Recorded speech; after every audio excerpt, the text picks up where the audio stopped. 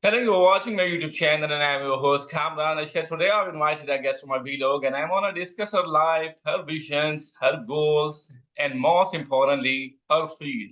Hello and welcome, and we are delighted to have Manahil Ahmed here today. And I was very excited to take her interview in my for my YouTube channel. I will tell you the reason in the interview. But to kick off, ma'am, could you please tell us what inspired you to pursue a career as a manager, export, and HR administration that you have done works in that field as well? And perhaps share a bit about your journey leading up to your current role. Over to you, ma'am. Thank you so much for inviting me today, having me on board. Uh, when I was studying literature linguistics, I had no idea that I'll be opting this as a career. But since my communication skills were quite impressive and I was growing in this every day, so I thought it's a good opportunity for me to explore this export business. Why? Because language is the main barrier when it comes to dealing in business with other countries. So my linguistic skills somehow helped me a lot to embark on this journey of export manager. Ma'am, why is communication skills? If I want to improve my communication skills, could you please tell me what is the criteria? Either it's a body language, English language skills, there is an accent as well, and the knowledge, computer skills. What is communication skills? I really want to know that. Basically, it's a combination of all of those skills since you've mentioned, but I would say language skills are most important. Why? Because this is how you can start interacting with somebody, right? You need to be culturally and politically correct because you are dealing with diverse range of clients. They're coming from different backgrounds, and then a lot of cultural sensitivity is involved. And when it comes to language, you need to be very precise in terms of, like, staying to the point and then having this rapport building thing with your clients as well. That helps you a lot to grow a business. Apart from that, when your language barrier is not there, you kind of be comfortable with your clients, and then you can cater their needs in a better way instead of like not understanding the whole process itself again. Then there's lot more chances for ambiguities. So in order to have a clear communication, you need to be precise, and then you need to have good command on your linguistic skills. That's great. That's great. Ma'am, do you believe in goals? I mean, goal setting? Or did you make any goals in life? I do make goals in life, but I think human beings have a very different nature. They keep evolving with time. So I think I had some short-term goals and some long-term goals, and now I see, like, a lot of things have been changing in my life, and life is so Really, unpredictable. goals matters a Sometimes it lot takes you somewhere. Yes. because I didn't make goals so These far. matter to That's why some I'm extent, asking but for it's that. not the we all should have goals because they keeps you motivated to move in a certain direction in life. So I would say, like, yes, goals are important. If you're navigating your way through, it makes things easier for you in life. Are you satisfied where you are right now? I mean, the thing, the place you thought or wanted to be.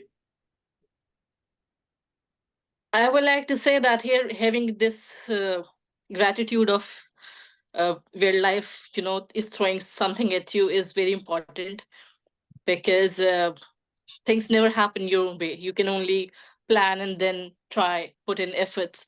But where life leads you, it's ultimately a different thing. So I would say, like, I'm very grateful for what I am today, though there are a lot of things I've not planned, but I'm happy things happen in life, and I feel really blessed where I am today. There are a lot of things you have planned. You didn't plan, right? At that time, Yes, but you things didn't make happen, and things goals. happen for a reason. I think I'm a strong Yeah. believer. Things Then where happen is for a reason. goals?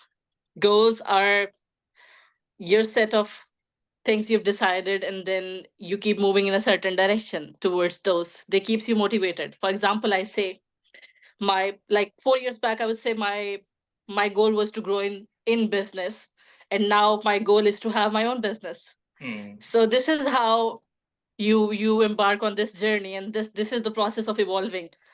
For me at that time, having this export business and a very specific career, and it was very important. But now I say, okay, I want to have this time freedom, so I want to have my own business so I can prioritize things that really matter in life. And then work is also a part of life. It's not the whole life, but it's a part of, important part of life. That's Great. how I see Okay. that. Yeah. Okay. How long have you been in UK and doing business in UK? It's been a few months. I'm not currently doing business in UK, but yes, I'm helping some clients to take business on board. For example, specifically my company is they're manufacturers and exporters of tires and tubes. Hmm.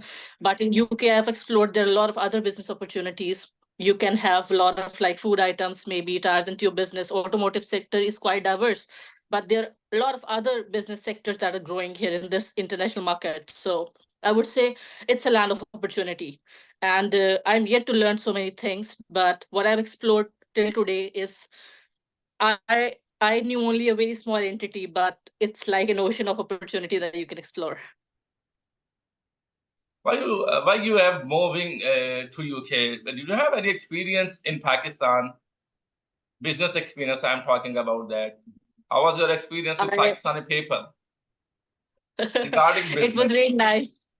Regarding business, it was really good, but since I was dealing Really with good? international clients already, yeah, it was good. It was nice. Okay. And we all have this perception. I'm not sure about the other sectors of business, but really in my industry, since I was already dealing with international clients, so my production team, management, and their import department, they all were like coordinating really well, and they were dealing with vendors from all over the world. So when you are doing business globally and a lot of countries and people are involved, I think you have a different experience altogether instead of just working with your own people. And I don't feel much difference because even in Pakistan I was dealing with international clients, and here I'm dealing with like clients globally.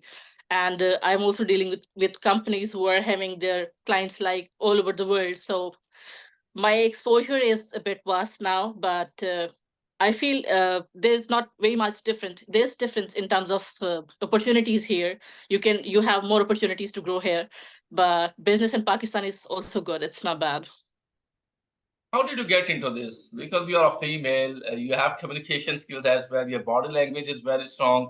You have a good group of words, how to think, how to speak. I'm observing you. Then why did you choose business? Because you can go to media, you can go to teaching, you can go to fashion designing field. Why did you choose business? I've explored other parts of life in these sectors as well. Since, like, apart from my work, I used to teach at different places, but business itself was something that kept me very interested. And it's like when you start something, you give it time, and then with the passage of time, you can always prioritize things your own way. It gives you time freedom. So business, it can be in any sector, but it gives you a lifestyle that you prefer to live instead of like going for a 9 to 5 job. So I was motivated to build a life that I wish to have. So that is why I pursued this career, and I thought maybe I can have something on my own in future. I This appreciate is it, what man. intrigued me to be into this business. Really appreciate it. All right, let's move on. How do you integrate your linguistic skills into your role as a business development coordinator? And how does this combination benefit your work? It helps me majorly to bridge the gap between the international clients and fostering their needs. For example, they ask for the product customizations. So Hmm. if I have a clearer communication and there are a lot of people on board, I'm acting as a point of contact between the production team, between the import team, between the client, and then delivery, logistic teams is involved. So a lot of accounting is also involved. I can do comparative analysis. I can do market research. I understand how things work, what their SOPs are. So these skills kind of help me a lot to equip myself to grow in my field particularly. This is how I see it. It is always been like facilitating me a lot. Hmm. Great. Ms. Munahi, can you discuss a successful business development project when your linguistic expertise played a crucial role in achieving the desired outcome? The most impressive business model I've been using is like we've been participating in trade shows all over the world. And when we are participating in trade shows, a lot of people from different countries they come on board, they ask about your product, they have this face-to-face interaction with you. So when you're standing in a hub, and then you are either you are dealing with people online or you're having face-to-face interaction, repo building kind of helps you a lot. So when I was doing my market research for Brazilian and Turkish markets, these skills actually helped me a lot to navigate where what their product needs were, how much import they were doing from Pakistan, what products were specifically being used in the market. So it really helped me to take people on board and have like clear communications with them, and then cater their needs as per their requirements. Great, great, ma'am. In what ways do you leverage your language proficiency to identify and pursue new business opportunities, particularly in multicultural or international contexts? I would say cultural diversity is something that I've come across like on a regular basis, but we are majorly using English as a foreign language to communicate with our clients on board. And sometimes I also use language tool because every client is not having the expertise in English language. So the AI is very helpful these days, and this is how we try to make sure, okay, there is no communication gap, and then the needs are being met and the points are being covered and the market research is being conducted the way we want. This is how it helps us to grow business, specifically in our region. Yes. Hmm. All right. As a business development coordinator and linguistic, how do you effectively communicate with clients? I think business is all about rapport building these days, and when you can connect with your client and they say, okay, there's no communication gap, they get very things become very easy for you to take people on board and then grow in terms of businesses. And we also do customization of products. Like, it's not something really specific that I would like to portray and pitch this Hmm. product to you. People coming in from different backgrounds, they have their own needs, and they effectively communicate, and we try to cater their needs as per their preferences. So when it comes to linguistic department, I would say that having no communication barrier is something that really makes your life easier in terms of dealing with clients and taking people on board. And then altogether it's like involving and acting as a point of contact, because you're the face of the company when you are interacting with your clients, and all they Hmm. see is you are the company yourself. Yeah, you are So representative. You are the representative of that company. They all yes, true, depend on you, right? true. All right, all right. You are a female, and being a female, did you face any challenges while you are doing business? uh,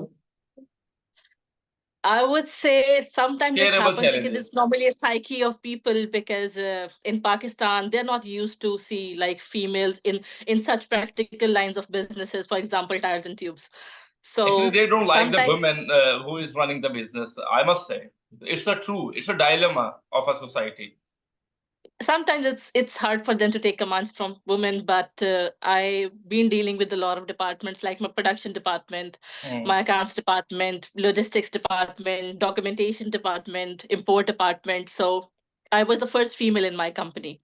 So it was a bit challenging for them to have this comfort of level with me, and then things take time, I think, and then you get used to it, and then you see, okay, if it's working best for you, why not? It's always good to learn new things and come out of your comfort zone. This is how you grow, I think.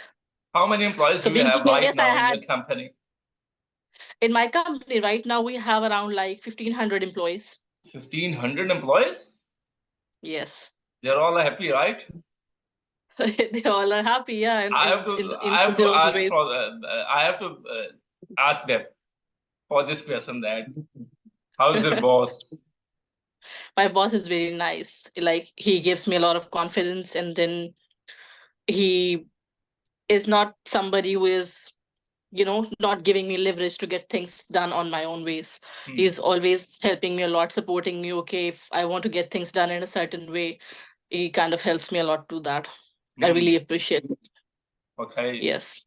Then how do you stay updated with industry trends and development in both business development and linguistic to continuously enhance your skills and performance in your role? I think apart from this clear communication, Hmm. doing right market research is really important. And then when you want to do this market research, a lot of tools are available, but it happens really a lot when you are in that context, and then you meet people, you make vendors, you meet distributors, you interact with them, you know what are the preferences in the local markets, what are the products being used in the international markets. And when you have product knowledge about a certain market, that really helps you to grow, and it doesn't happen without having communications across the board. Like, you cannot just sit and do everything. You have to go out, engage people, and then get your things done. What tools do you use for research about the company, about the market? Sorry.